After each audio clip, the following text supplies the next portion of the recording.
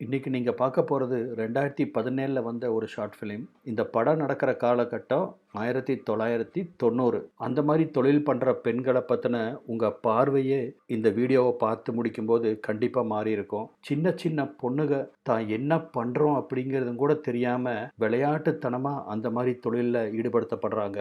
அத பத்தின ஒரு விழிப்புணர்வு படம் தான் இது.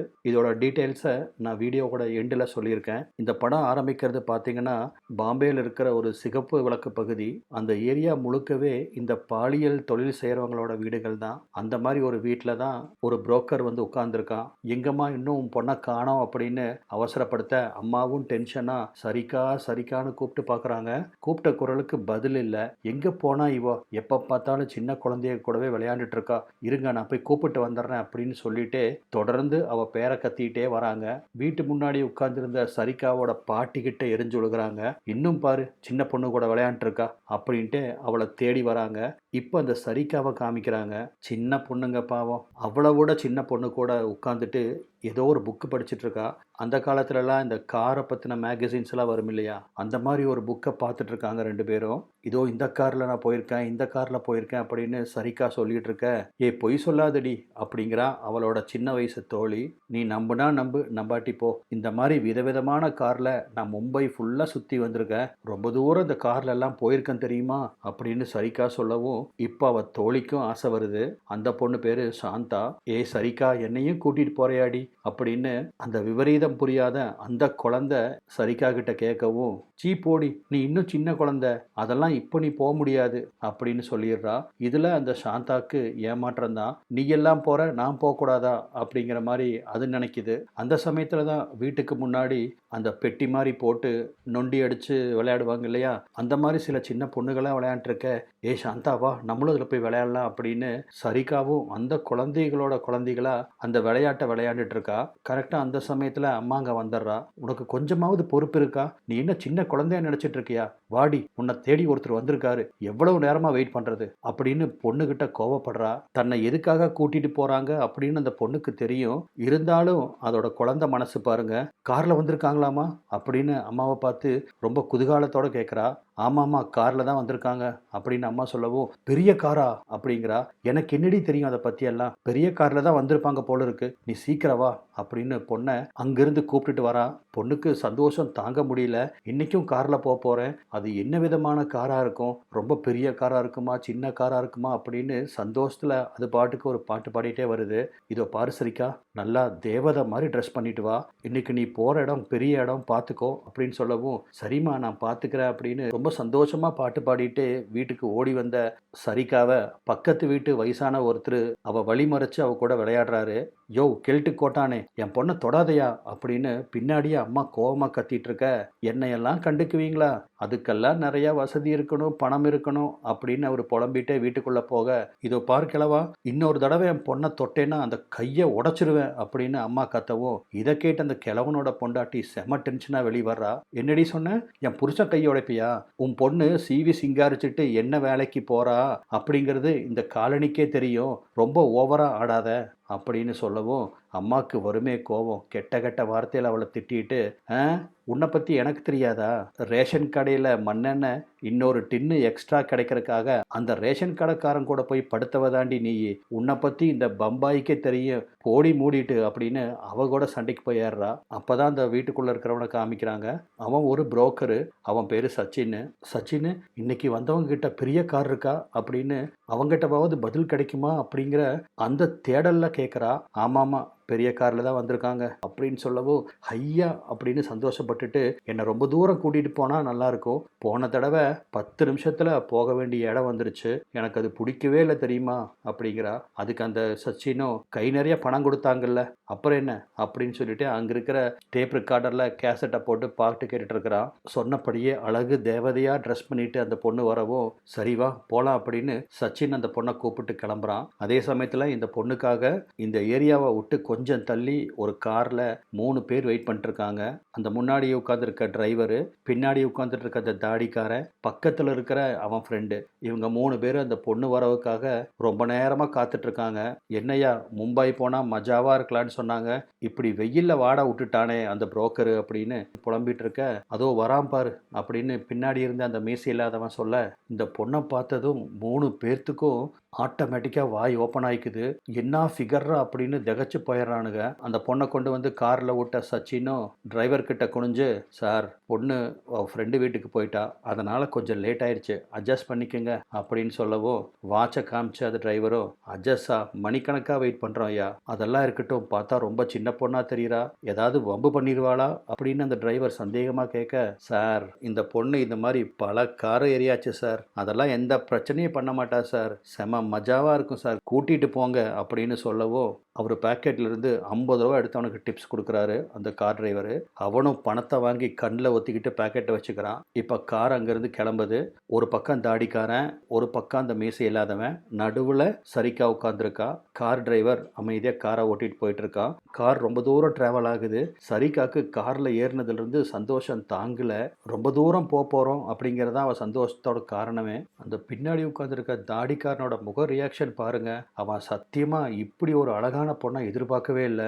அதுவும் சரிக்கா வேற ரொம்ப லோ கட் ட்ரெஸ் போட்டிருப்பாளா, பின்னாடி அவன் முதுகு பளிர்னு தெரிய, அதை பார்த்து அவன் தேன் குடிச்ச நரி மாதிரி முழிக்கிறான். பக்கத்தில் இருந்த அந்த மீசை இல்லாதவனை பாரு அப்படின்னு அவளை காமிக்கவும், அவன் சும்மாறா அப்படிங்கிறான். ஆனால் தாடிக்காரனால சும்மாவே இருக்க முடியல. மெதுவாக அவன் கையெடுத்து அவள் தோல் மேலே வைக்க போக, அந்த மீசை இல்லாதவனும் டேய் சும்மாறா கொஞ்சம் அப்படிங்கிற மாதிரி அவனை சைகை பண்ணி கையை தட்டி விட பார்க்குறான். ஆனால் தாடிக்கார அவன் முதுகு மேலே கையை வைக்க, சரிக்கா அதை பெருசாக கண்டுக்கவே இல்லை. ஏன்னா இந்த மாதிரி பல பேர்த்த அவள் பார்த்துட்டா. முதுகில் மட்டுமா அவனுக்கு கை வச்சிருப்பானுங்க. அதனால் அவளுக்கு பெரிய விஷயமா தெரியல. உடனே அவன் இவளுக்கு கிச்சு கிச்சு மூட்டை சிரிச்சுட்டே பக்கத்தில் உட்காந்துருந்த அந்த மீசையில் அவனை போய் கட்டி பிடிச்சிக்கிறா. அந்த சமயத்தில் தான் கார் ஓட்டிகிட்டு இருந்தவர் ஒரு பாட்டு போட, அது ஒரு பழைய பாட்டு போட்டிருக்கு. ஹை கேசட் பிளேயரா அப்படின்னு சந்தோஷப்பட்ட சரிக்கா பின்னாடி இருந்து அப்படியே முன்னாடி வந்து உட்கார்றா. அவளை அணுவணுவாக ரசிச்சுட்டு இருந்த அந்த தாடிக்காரனும், ஏ சரிக்கா நீ பொண்ணு இல்லை செம கட்டை அப்படிங்கிறான். பக்கத்தில் அந்த மீசி இல்லாதவனுக்கு அல்லுடுது.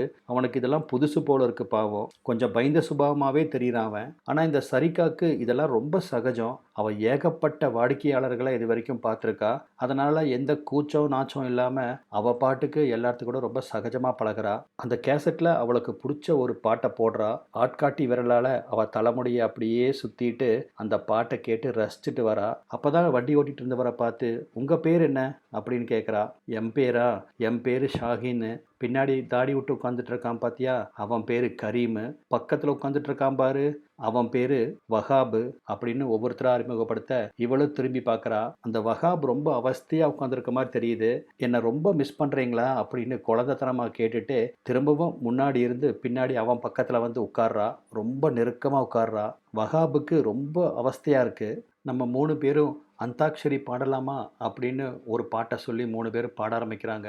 சொல்லப்போனால் சரிக்கா அந்த ட்ராவலை ரொம்ப என்ஜாய் பண்ணுறா. அவளுக்கு தான் இந்த காரில் போகிறதுனா ரொம்ப பிடிக்குமே. அவள் எதிர்பார்த்த மாதிரியே ரொம்ப நேரமாக அந்த காரில் அவங்க ட்ராவல் பண்ணிகிட்டு இருக்காங்க. அந்த சமயத்தில் தான் காரோட பின்னாடி ஜன்னல் வழியாக வெளியே எட்டி பார்த்து அந்த இயற்கையை ரசிச்சுட்டு வரா. அவளால் பாட்டு பாடாமல் இருக்க முடியல, அந்த இயற்கையை ரசிக்காமல் இருக்க முடியல, இந்த கார் ஜேர்னியை என்ஜாய் பண்ணாமல் இருக்க முடியல. அவள் பின்னழகை பார்த்து பொறுத்துக்க முடியாமல் அவளை தொட கரீமு கையை கொண்டு போக, பேசாமிட்றா அப்படின்னு அவன் கையை தட்டி விட்டுறான் வஹாபு. அந்த பொண்ணு கூட உறவு வச்சுக்கிறது தான் கூட்டிகிட்டு போகிறாங்க. இருந்தாலும் அந்த வஹாப் பார்த்தீங்கன்னா அவனுக்கு இதில் உடன்பாடே இல்லை போல் இருக்கு. அவன் முக ரியாக்ஷனே நம்மளுக்கு காமிச்சு கொடுக்குது. சரிக்கா ரொம்ப சின்ன பொண்ணாக இருக்கிறது தான் அதுக்கு முக்கியமான காரணம். இவங்க இப்படி சேட்டை பண்ணிட்டு இருக்க, ஏன்டா என்ன டிஸ்டர்ப் பண்ணுறீங்க அப்படிங்கிற மாதிரி அவங்கள பார்த்துட்டு சரிக்கா பாட்டுக்கு அந்த இயற்கையை ரசிச்சுட்டு வரா. இப்போ ஒரு வழியாக அந்த கார் ட்ராவல் முடியுது. ஒரு பீச்சு பக்கத்தில் காரை ஷாகின் நிறுத்தவும், ஹை பீச்சு அப்படின்னு சந்தோஷப்பட்ட சரிக்கா சின்ன குழந்தையாட்ட துள்ளி குதிச்சுட்டு அங்கிருந்து ஓடுறா. ஏய் பொறு ஓடாத, நாங்களும் வரோம் அப்படின்னு இந்த 3 பேரும் அவ பின்னாடியே ஓடுறாங்க. எத்தனை நேரம் தான் அந்த பீச்சில் சரிக்கா விளையாண்டுருப்பானே தெரியாது. அப்படி அந்த தண்ணிக்குள்ளே ஓடி ஓடி என்ஜாய் பண்ணி விளையாடுறா. அவ கூடவே இவங்க 3 பேரும் விளையாட ஆரம்பிக்கிறானுங்க. இப்போ நைட் ஆகி போச்சு. அதே பீச்சில் ஒரு ஓரமாக உட்காந்து கையில் கொண்டு வந்திருந்த சரக்கை எடுத்து ஷாகின் ஓப்பன் பண்ணுறான். ஷாகின், வஹாபுக்கு ஸ்ட்ராங்காக ஒன்று கொடு, அவனுக்கு தான் கிக்கு தேவைப்படுது அப்படின்னு கரீம் கிண்டல் பண்ண, சரிதான் போடா அப்படின்னு கரீம் அவங்ககிட்ட கோச்சுக்கிறான். அங்கே பாரு, இன்னும் அந்த பொண்ணு பீச்சிலேயே விளையாண்டுட்டு இருக்கு அப்படின்னு சொல்லிட்டு இருக்க, ஷாஹின் அவளை பார்த்து கையசைக்க அவளும் அங்கிருந்து ஓடி வந்து, இதெல்லாம் என்னது அப்படின்னு அப்பாவித்தனமாக அவள் கேட்குறா. நீ இந்த இளநீர் குடிச்சிருக்கியா அப்படின்னு ஷாஹின் கேட்கவும், ஓ குடிச்சிருக்கனே, எனக்கு அது ரொம்ப பிடிக்கும் அப்படின்னு சொல்லவும், இதுவும் அப்படித்தான், அந்த இளநீர் மாதிரி இருக்கும் அப்படின்னு சொல்லி ஷாஹின் சிரிக்கவும், கொடுங்க நான் ஊற்றி கொடுக்குறேன் உங்களுக்கு அப்படின்னு கள்ளங்கபடம் இல்லாமல் அந்த பாட்டிலை வாங்கி 3 பேர்த்துக்கும் ஊற்றி கொடுக்குறா. இந்தா நீயும் ஒரு வாய் குடி அப்படின்னு சொல்லி கரீம் அவளுக்கு ஒரு வாய் கொடுக்க, அதை குடிச்சு பார்த்தவ, தூ இது சாராயம் அப்படின்னு அதை கீழே துப்ப அந்த 3 பேரும் பயங்கரமா சிரிக்கிறாங்க. கூப்பிட்டு வந்தது வேற விஷயத்துக்காக, ஆனா இவனக அந்த பொண்ணு கூட சேர்ந்து குழந்தையா விளையாட ஆரம்பிச்சிட்டானுங்க. வந்த வேலையை மறந்து சரக்கு உள்ள போனதுக்கு அப்புறம் வகாப் இப்ப கொஞ்சம் ஸ்டெடி ஆயிட்டான். இப்ப அவங்க 4 பேர் சேர்ந்து கபடி விளையாட ஆரம்பிக்கிறாங்க. ஆனா அந்த பொண்ணு பாத்தீங்கன்னா வேகமா எல்லாத்தையும் அவுட் பண்ணிடுறா. எல்லா ரவுண்டுலயும் அவ தான் ஜெயிக்கிறா. வகாபும் அந்த பொண்ணு ஒரு டீமு, கரீமும் ஷாஹின் இன்னொரு டீமு. இப்படி அவங்க சந்தோஷமா விளையாண்டு முடிச்சுட்டு இப்ப கார் அங்கிருந்து கிளம்புது. பின்னாடி உட்காந்துருந்த அந்த 2 பேருமே சரிக்கா தோல்ல சாஞ்சபடியே தூங்கிட்டாங்க. அவங்கள அழுங்காம விலக்கி விட்டுட்டு சரிக்கா முன்னாடி சீட்டில் வந்து உட்கார்றா. உங்கள் 2 ஃப்ரெண்டுகளையும் தூங்க வச்சுட்டேன், நீங்கள் எப்போ தூங்க போகிறீங்க அப்படின்னு யதார்த்தமாக அவரை பார்த்து கேட்குறா. நான் தூங்கினா இந்த காரை யார் ஓட்டுவா அப்படிங்கிறார் அவர். ஏன் இந்த காரு தானாகவே ஓடாதா அப்படின்னு ஒரு கேள்வி கேட்குறா. அவள் அன்னைக்கு கேட்ட கேள்விக்கு இன்னைக்கு பதில் இருக்கு. பல நாடுகளில் டிரைவரே இல்லாமல் தானாகவே ஓடக்கூடிய கார்கள்லாம் வர ஆரம்பிச்சிருச்சு. அப்போ தான் சரிகாவும் ரொம்ப நல்லா இருக்குல்ல அப்படிங்கிறா சரிகா ஷாஹின் கிட்ட. உனக்கு பிடிச்சிருந்துதா அப்படின்னு ஷாஹினும் கேட்க, நான் இந்த காரை சொல்கிறேன், ரொம்ப நல்லா இருக்கு, ஆனால் ரொம்ப காஸ்ட்லியாக இருக்குமில்ல அப்படின்னு ஷாஹின் கிட்ட கேட்கவும், காஸ்ட்லி தான் ஆனால் அப்படின்னு அவர் ஏதோ சொல்ல வர்றதுக்குள்ள, எத்தனை ரூபாய் இருந்தால் என்ன, எனக்கு ஒன்றும் பிரச்சனை இல்லை, நான் கடந்த 3 வருஷமாக என் உண்டியில் காசு சேர்த்திட்டு வரேன், இன்னும் கொஞ்சம் வருஷம் சேர்த்துனேன்னா அந்த உண்டியில் நிறைஞ்சிரும், அந்த பணத்தை வச்சு இதே மாதிரி காஸ்ட்லியான கார் வாங்குவனே அப்படின்னு அவ உண்மையான அந்த குழந்தைத்தனத்தை காமிக்கிறா. இதை பார்த்து ஷாஹின்கே ஒரு மாதிரி ஆயிருக்கும். அது சரி, காரை வாங்கி நீ என்ன பண்ணுவ அப்படின்னு அவர் கேட்குறாரு. என்ன கேள்வி இது, காரை வாங்கி என்ன பண்ணுவேன், எப்பெல்லாம் எனக்கு தோணுதோ அப்பெல்லாம் அந்த கார் எடுத்துட்டு ஒரு லாங் டிரைவ் போயிட்டு வருவேன் என்னோட ஃப்ரெண்டு சாந்தா கூட அப்படின்னு சொல்கிற அவ குழந்தைத்தனத்தை ஷாஹின் நினச்சி சிரிச்சுக்கிறாரு. உண்டியெல்லாம் சேர்த்தி வச்ச காசை வச்சு காரு வாங்கணும் அப்படின்னு அந்த குழந்தை பொண்ணு நினைக்குது. அப்போ எந்த அளவுக்கு அந்த பொண்ணுக்கு மெச்சூரிட்டி இருக்குன்னு பாருங்க. 3 வருஷமாக காசு சேர்த்திட்டு வரேன்னு சொல்லுது அப்படின்னா கிட்டத்தட்ட அந்த பொண்ணு வயசுக்கு வந்ததுலேருந்தே இந்த தொழிலில் ஈடுபட்டு இருக்கும் போல இருக்கு. அவள் அம்மா இந்த பொண்ணை இந்த விபச்சார தொழிலுக்கு தள்ளியிருக்கா. எவ்வளோ ஒரு கொடூரம் பாருங்க. தனக்கு பிடிக்குதோ இல்லையோ காசு கொடுத்தவன் தன்னோட உடம்ப ஆக்கிரமிச்சுக்கிறான். அதெல்லாம் கூட இந்த குழந்தை பொண்ணுக்கு பெருசாக தெரியல. ரொம்ப தூரமாக போன அந்த டிராவல் இப்போ ஒரு முடிவுக்கு வருது. இதோ இந்த இடம் தான், வீடு வந்துருச்சு, இங்கே நிறுத்துங்க அப்படின்னு சரிக்கா சொல்லவும் ஷாஹினும் காரை நிறுத்துறாரு. டாட்டா அப்படின்னு அவருக்கு டாட்டா சொல்லிட்டு வேகமாக காரை விட்டு இறங்கி சரிக்கா அவள் வீட்டை நோக்கி போக ஆரம்பிக்கிறா. என்ன நினைச்சாலும் தெரியல, போன வேகத்திலேயே ஓடி வந்த சரிக்கா அவள் பிளவுஸுக்குள்ள இருந்து இவங்க கொடுத்த அந்த 500 ரூபாயை திருப்பி அவர் கையிலே கொடுக்குறா. என்னம்மா இது அப்படின்னு கேட்குறாரு அவரு. எதுக்கு வச்சுக்கணும் அப்படின்னு தோலை குலுக்கிட்டு திரும்பி கூட பார்க்காம அவள் போயிடுறா. அப்படியே அந்த 500 ரூபா நோட்டவே ஷாஹின் ஏதோ ஒரு புனிதமான ஒரு இதை பார்க்குற மாதிரி பார்த்துட்டு இருக்காரு. ஆக்சுவலாக இவங்க கார் டிராவல் ஆரம்பிக்கும் போதே இவளுக்கு இந்த பணத்தை கொடுத்துருப்பாங்க. இப்போ அதைத்தான் கொடுத்துட்டு போகிறா. இந்த பொண்ணை இவங்க பலான வேலைக்கு தான் கூட்டிகிட்டு போனாங்க. ஆனால் யாருமே இந்த பொண்ணை தொடல. அதனால் தான் செய்யாத வேலைக்கு பணம் வாங்கக்கூடாது அப்படிங்கிற அந்த உயர்ந்த நோக்கத்தோட அந்த பணத்தை திருப்பி கொடுத்துட்டு போகிறா. அவளுக்கு எத்தனையோ தேவைகள் இருக்குது, அதனால தான் உடலை வைக்க வந்திருக்கா. இருந்தாலும் அந்த குழந்தை மனசோட உன்னதத்தை பார்த்தீங்களா, இதுதான் புனிதம்னு சொல்கிறது. இதோட இந்த ஷார்ட் ஃபிலிம் முடியுது. உங்களுக்கெல்லாம் இது பிடிச்சிருக்குன்னு நான் நம்புகிறேன். ஓடிடி பிளேயில் இந்த ஷார்ட் ஃபிலிம் அவைலபிளாக இருக்குது. யூடியூப்லேயும் இது அவைலபிளாக இருக்குது. 500 ரூபாய் அப்படின்னு தேடினீங்கன்னா இந்த வீடியோ வரும். ஸோ பார்த்து என்ஜாய் பண்ணுங்கள். இது வரைக்கும் நம்ம சேனலை சப்ஸ்கிரைப் பண்ணாமல் பார்த்துட்டு இருக்க நண்பர்கள் சப்ஸ்கிரைப் பண்ணி வச்சுக்கோங்க. அப்படியே அந்த நோட்டிஃபிகேஷன் பெல்லையும் ஆன் பண்ணி வச்சுக்கோங்க. அப்போ தான் இந்த மாதிரி நான் வித்தியாசமான படங்கள் போடும்போது உங்களுக்கு நோட்டிஃபிகேஷன் வரும். என்னோட எக்ஸ்ப்ளனேஷன் பிடிச்சிருந்தா இந்த வீடியோக்கு ஒரு லைக் போடுங்க. வீடியோ பார்த்ததுக்கு நன்றி.